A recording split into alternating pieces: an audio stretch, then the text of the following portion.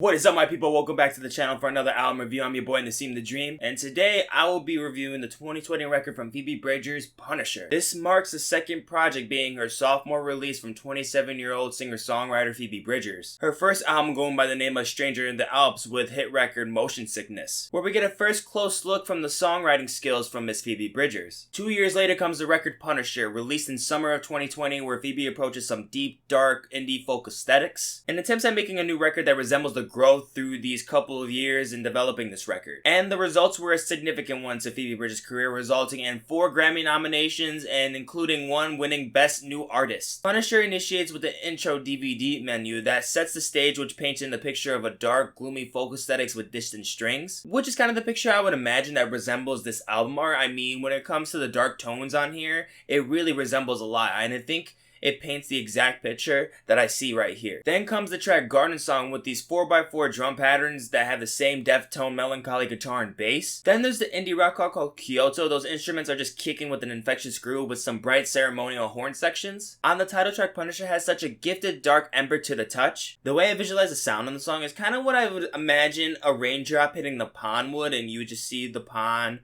moving the water across. In depiction with nature, that's just the image I really see in my head when it comes to the sounds and how I really absorb them and how I interpret them. Pure serenity on the chorus with Phoebe's hushed vocals and warm low mixed bass. But what's even more interesting about the title track is that Phoebe was inspired to make this fictional narrative of her being a punisher of her musical hero Elliott Smith. The term punisher defined in this narrative means that someone just can't stop talking. Based off how she was speaking on the chorus saying, "What if I told you I knew you?" I assume there's really no better word than the term punisher when she really means that she can probably always keep going on and speaking to her idol, Elliott Smith. After hearing that fact, it really does make sense on where Phoebe really induces her influences from, based off the tones not only in her voice, but especially on this record in particular. Some of the best melodics on the project come from the song Halloween. The way you really notice how talented of a singer Phoebe really is based off the use of minimal effects when it comes to the touch-ups to her vocals. If you really know when it comes to auto-tune, reverb, delay, how to really identify it,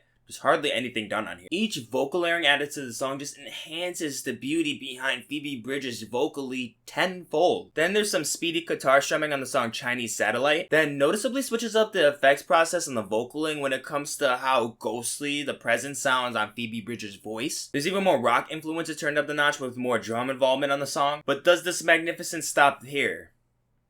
No. Moon Song is easily some of the best constructed indie folk I've heard from Phoebe, and some of the top I've heard from all of indie folk. Numb in beauty lies the gloom-filled backgrounds as Phoebe expresses the themes of giving herself to someone for their own benefit. This is a concept explored from here on all the way from Savior Complex to Graceland Too. Then the big dog of folk music locates on the track Graceland Too, with bluegrass guitar playing and high trebled violins. The pure bliss on the song really just brings in that tranquil, calm feeling of when you're hearing her voice going in contrast with these strings. For the feeling of relaxation I really endure from folk music, this tops the cake. For the closer, I Know the End is the perfect ending for the record Punisher. I Know the End is a folk ballad of Phoebe Bridgers reclaiming the narrative that she shared onto this record. I love how on the end of the track when Phoebe gathers a large group, whom I assume to be close to Phoebe, to chant this last hurrah and loops back to the beginning melody that we hear on DVD menu. When it comes to every deep aspect, you look into what really puts a record together and what makes it whole. Everything is here. The narrative follows all the way through,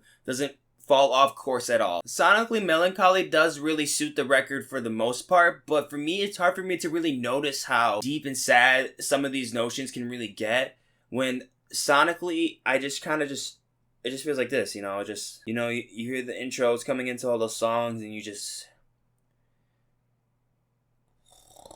But what I really wanted to mention is in particular why I wanted to review this album to be one of my first indie album reviews. Like I mentioned, this is a record that dropped last summer in 2020. At the moment, I did really love the record, but getting into the point now and letting it age, even though it's only been a little over a year, it's just gotten so much better. Like, I don't get sick of going back to this. Knowing her influences, knowing how possessive the gloomy dark traits can really entangle the feelings and emotions you grab onto the listen. I'm easily fascinated every time I come back to this record and how talented she is, how well she's sung, how great of a writer she is, and truly be excited to be a part of Phoebe Bridgers' listeners and to really be excited for the future of Phoebe Bridgers and what's to come. I'm gonna give Phoebe Bridgers' Punisher a 94%. As always, guys, if you enjoyed the video, go ahead and like and share the video. And if you're new to the channel, go ahead and hit the subscribe and hit the bell as well to always keep notified on my newest content. Down in the description, you'll see the separate tracklist ratings I have for the album and also the links to my social media accounts so you can keep up with me on the daily. Catch you in the next one.